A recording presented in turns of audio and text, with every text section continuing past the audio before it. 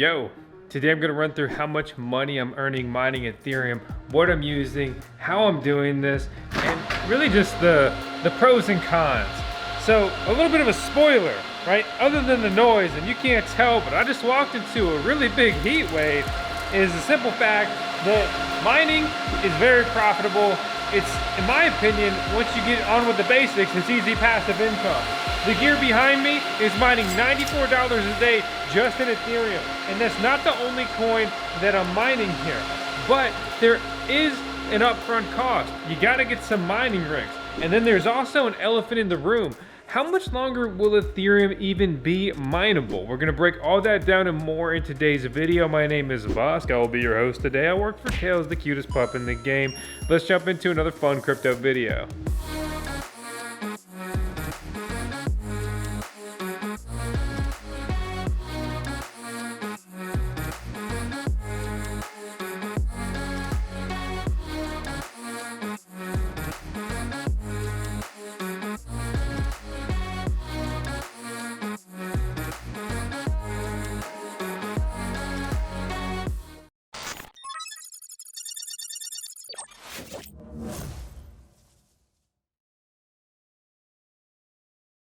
I want to kick this video off with the simple fact that I absolutely love mining, and even more specifically Ethereum mining. So I hope that my passion doesn't come off as shilling or anything like that. Actually, there's a lot of negative aspects and just bad things that we've got to break down in today's video, especially in particular when it comes to Ethereum mining. I consider Ethereum, and even more so Ethereum mining, just the abusive relationship I'm in. I work really hard, I do all this stuff, I spend all this money, and then the Ethereum still says mean things to me. They still beat the crap out of me, but I don't know. I just in love. Over 5 years ago, I began my cryptocurrency journey specifically with Ethereum mining. The fact that I could mine it with multi-purpose hardware, and I thought that it was the next Bitcoin, or I was hoping that it was that, and I just saw it rocket all the way up to $8 a coin. I was like, okay, yeah, this is cool. I missed the first wave of crypto, but let me get in on the second. This is going to be a crazy ride. But I'm an enthusiast. I'm passionate. I love this stuff. Once we started seeing tokens on chain, I'm like, well, that's cool. And then fast forward, you got decentralized applications. We're out here doing decentralized trades. And yeah, look, I think Ethereum gas fees are absolutely atrocious. And that article recently came out that apparently Ethereum 2.0 isn't even going to solve ETH gas fees. Well, that's all fine, great, and dandy, except no, it's not. It's pretty freaking terrible. But let's start to jump into it and break it down. So this is one of my Ethereum mining accounts. We can see the amount of Ethereum I'm mining per day, basically 0.05 here. And that's with a registered pool hash rate of 3,000, basically 500 mega hash a second there. And so let's take this number and break down exactly how much ETH that is. So we go to Ethereum, the second biggest cryptocurrency ranked by CoinMarketCap. At the time recording this, trading at $1,700, down 65% from its all-time high. So 0.5 ETH brings us to almost $86 a day, which doesn't match the $94 a day metric I gave you. And I'll explain how all of that breaks down. So looking at the workers, the individual miners in my Ethereum account, my Ethereum mining account here, right? We have a blank name, which is actually the forestminer, which we just did a review on, and I'll talk more about that one. Also the Jazz miner, which we previously did a review on, and also the V1 mini. No, it's not redundant here, but we also just did a review on that. The Voskcoin YouTube channel is here to have fun, just document my crazy crypto journey, the solar powered mining farm build, and review mining rigs. Chase passive income, show you what I'm doing, what's working, what I've wasted my money on, and what turned out to be a great buy. As always, it's not financial advice, as they like to say, right? And I'm not here to push stuff on you. I'm just here to have fun, review stuff, and just try to do the best I can. So let's go step by step. We go to forestminer, and HTTPS is down. We're gonna go ahead and break the rules and sneak in here. When I got this miner, it came in at $23,000.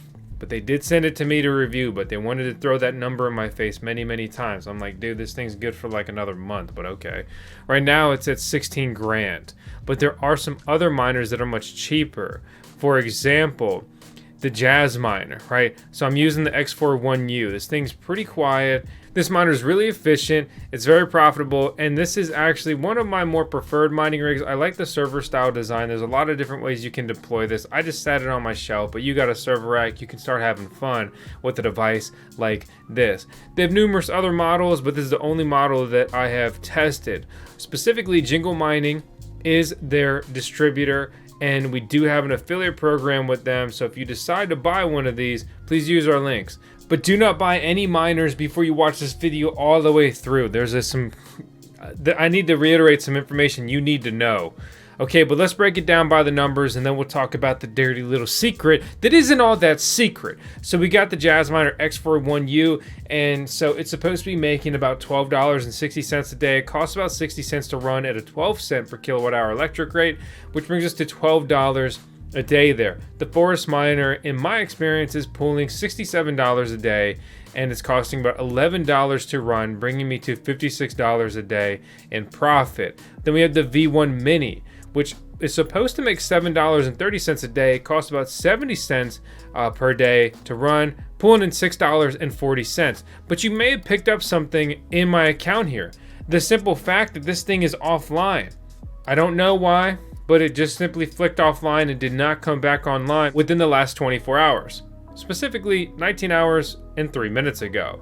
So that is negatively impacting my mining profitability.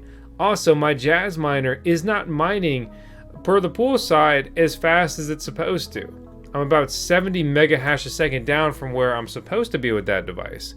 However, it's over 100 degrees Fahrenheit in there. The airflow situation is not good enough. Not good enough! I think this equipment is kind of overheated, and it's just not mining as effectively and as efficiently and thus as powerfully as it should be. I'm down 100 mega hash a second on the forestminer, and there's really no reason for me to mess with my setup here because I'm actively building out a better one, and I'll leave my archaic one here to just be phased out sooner than later. So let's break down some more of these numbers. There's also the Inno A10. That's supposed to make $12.21 a day. Not as efficient though. It costs $2.76 to run, but you still pull $9.44. Then there's also another $10 roughly I'm making with a couple little ETC Ethereum Classic mini miners. And most of these Ethereum miners will either already have it or get firmware updates to mine ETC Ethash instead of just Ethash. Ethash is the Ethereum mining algorithm, but Ethereum will not be mineable forever. Actually, that runway is getting supposedly very short.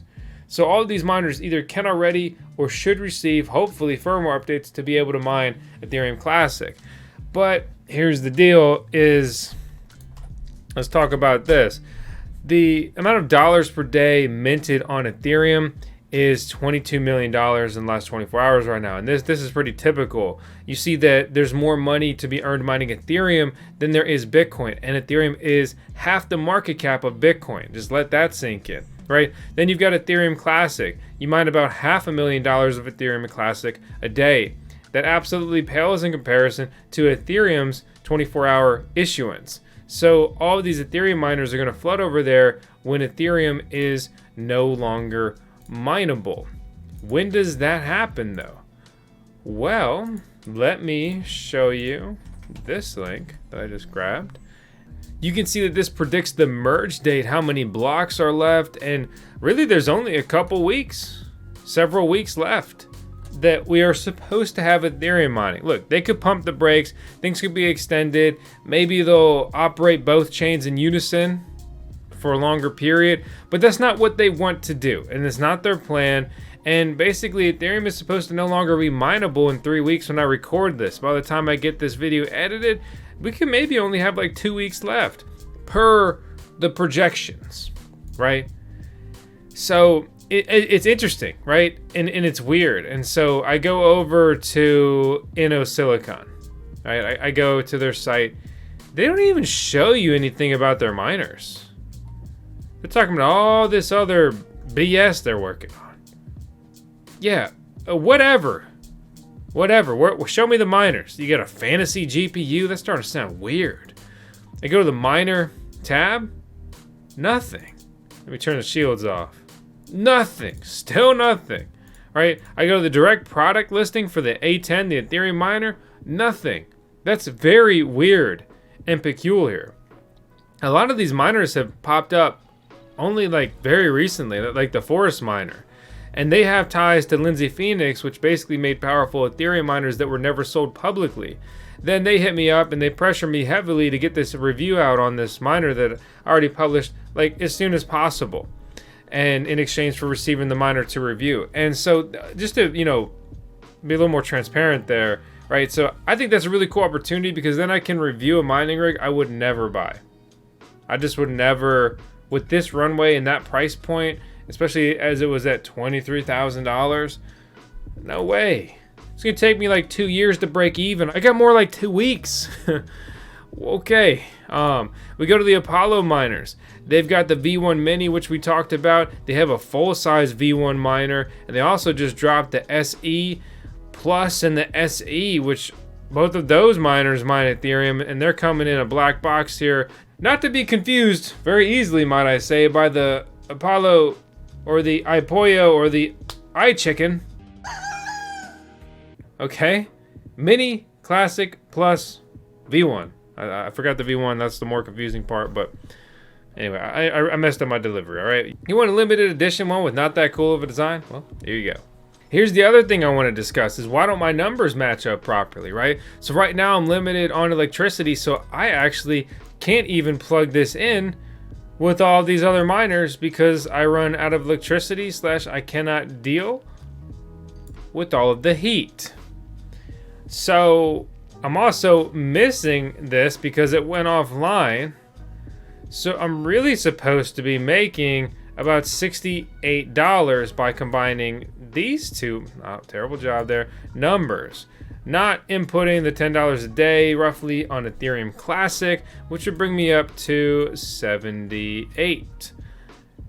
However, the way the numbers break down is I'm pulling $86, so my mining profitability is actually higher than it's supposed to be. But based on the time when that miner went offline, it's probably picking up on the V1 Mini that did go offline. But what about graphics cards? Yeah, what about them? Okay, we've been using 12 cents per kilowatt hour in today's electric rate. We may have to go up because electric rates are just going up across the board throughout the world. And just to get more realistic expectations here.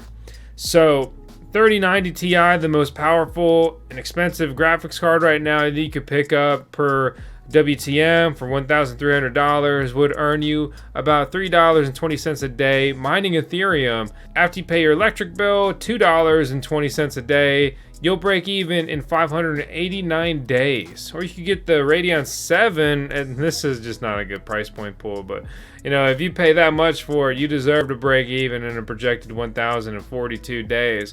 But keep in mind, as we look at all of these different graphics cards, the best coins for these GPUs to mine is Ethereum. Also Ethereum just on NiceHash. Okay, then down here, third best coin to mine, ETH ASIC. Ethereum Classic, which is going to be flooded with all of these Ethereum ASIC miners. That's another thing to just understand and keep in mind if you're unfamiliar. All of these miners that we discussed, they're all ASIC miners. They're application-specific integrated circuit miners. They're purpose-built machines. They are what these little wafers we're looking at that InnoSilicon is so proud to have produced and done and dealt with, but you hide in your mining page. It's weird. But yeah, they're purpose-built machines. All they do is mine one specific, or in this case, a couple mining algorithms that are very similar. So they're able to do that with a proper firmware on the mining device, which is basically like the software for a miner. So if you're totally new to this, watch our how to set up an ASIC miner video and kind of, the basics of electricity and getting started, everything like that. But yeah, basically that's the breakdown. You can operate your mining business as a business and expense your electricity, but I have to say you need to consult a professional in order to do that. So really I should more properly say that's what I personally do. I mean, you're investing in this mining hardware infrastructure, everything like that. But yeah, I mean, let's talk about it again. Like, Ethereum is not supposed to be mineable much longer, and not much longer. So I absolutely do not recommend buying an Ethereum miner right now. The runway is microscopic. It's tiny. Like, yeah, enter the danger zone. We in the danger zone, my friends. We are deep in the danger zone. Only Tom Cruise could save us now. That's right. Ice, man. I am dangerous.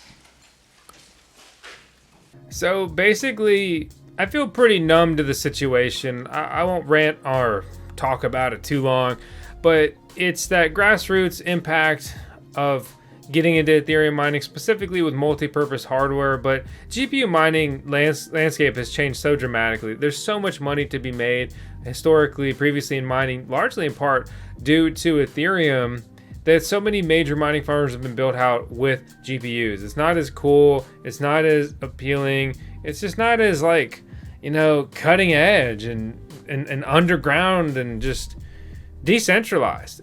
It's just gone very far in the other direction. NVIDIA and AMD make mining specific graphics cards that they sell by the pallet to mining farms that deal with millions and millions of dollars of purchase orders. There's nothing cool and decentralized about that at all.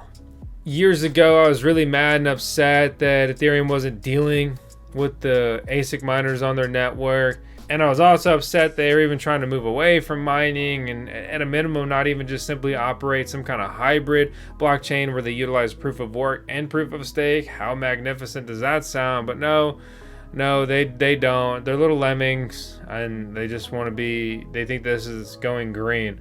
Well, I'm not even trying to go down that direction today. Basically, I'm kind of numb to it. I mean, a lot of people think that Ethereum Classic is going to be their savior here.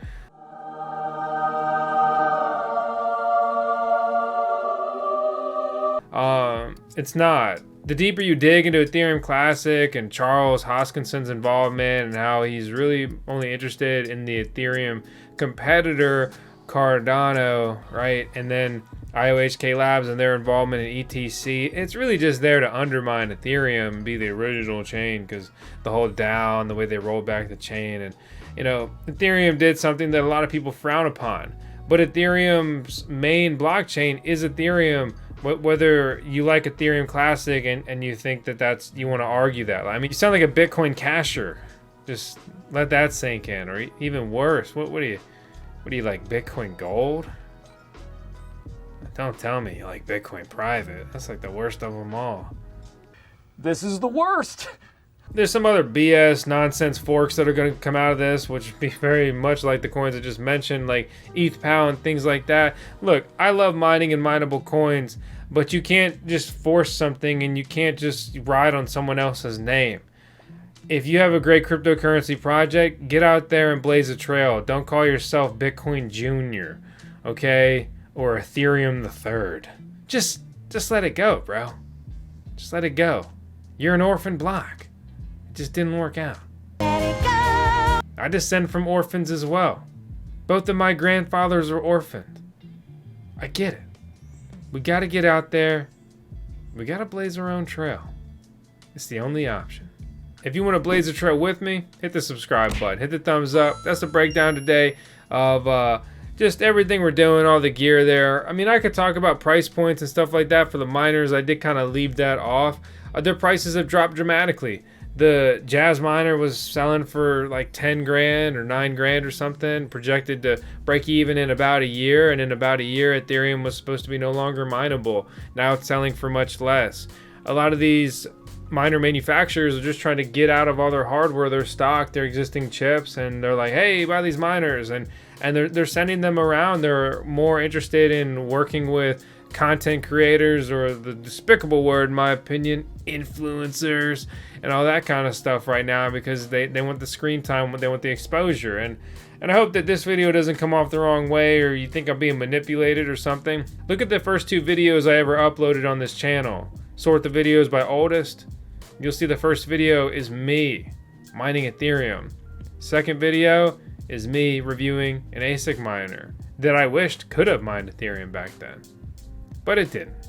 And now my wish is simply for you to subscribe. We're chasing 1 million subscribers, pretty far away.